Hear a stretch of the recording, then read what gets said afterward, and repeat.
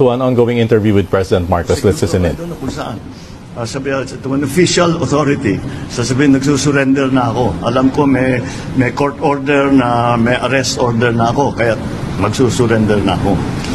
Hindi ganyan yung nangyari. Ang nangyari, napilitan siyang lumabas dahil malapit na ang pulis sa kanya. To his credit, ang sabi niya, yung mga follower niya, magpapakamatay para sa kanya. At ayaw niyang mangyari yun. So to his credit,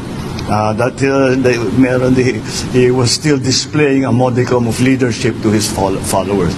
Kaya naman, again, I will stress, it was a very,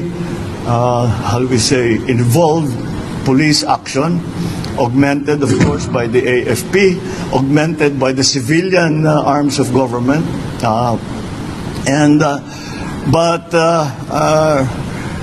it was, once again, it was really through the efforts of what our policemen did. And once again, I stress that kung merong mang nasaktan, ay may galos lamang, may sugat lamang. No major injuries were sige, sa tulakan, sa girian. Ngunit wala namang nasaktan wala namang namatay, walang nabaril. Dahil walang ulitin ko. Lahat ng pumasok sa KOJC compound, lahat ng tao natin, ni isa doon ay may dalang baril. Wala sa kanilang may dalang baril. Dahil hindi mo na malaman kung may dalang baril, iba yung nagiging usapan. Ang instruction ko sa kanila, wala akong gusto masaktan. Hindi ko naman gustong saktan yung mga member ng KOJC. Dahil tinutulungan lang nila yung kanilang sinusundan na leader. Okay, bakit ba't natin sila sasaktan? Ba't pa tayo magdadala ng baril? So, ganun na lang. And so, again, this is how it should be done. You can't do this without hurting anyone. You can't do this without shooting anyone. That is what police work is meant to be. And this is police work at its best. Kaya congratulations sa lahat ng ating mga kapulisan, yung na-involved, yung behind the scenes na na-involved, ang ating Chief PNP ay talagang all the time, araw-araw nagre-report sa akin, sometimes 2-3 times a day, kung ano yung mga pangyayari doon sa Davao. So, it is really with some relief that I can say that at least this phase of that operation is now over, and we now leave Mr. Kibuloy to the judiciary, to the judicial system.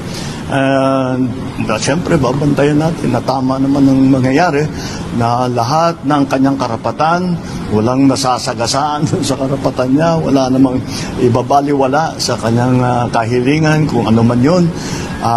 But again, there is no special treatment. Although he's a very prominent person, we actually, hindi na, kung kahit na may magsabi na gawin natin special treatment, hindi namin alam gawin yun We don't know what special treatment is. So we will treat him like any other arrested person, and will respect his rights, and we will go through the process. The process will be transparent. Everyone who is involved will be accountable, and we will demonstrate once again to the world that our judicial system in the Philippines is active, is vibrant, and is working well. All right? Thank you. Okay, thank you. Right, Philippine President Ferdinand Marcos there reacting to the arrest of fugitive Pastor Apollo Kibuloy, saying he did not really surrender. Apparently, the PNP was already closing in on him in Davao.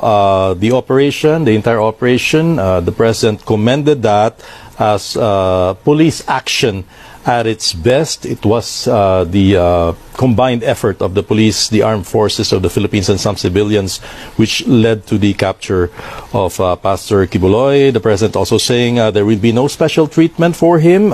He will be treated and accorded the rights of an arrested person. The President also mentioning that this incident demonstrates to the world that the Philippine justice system is running well.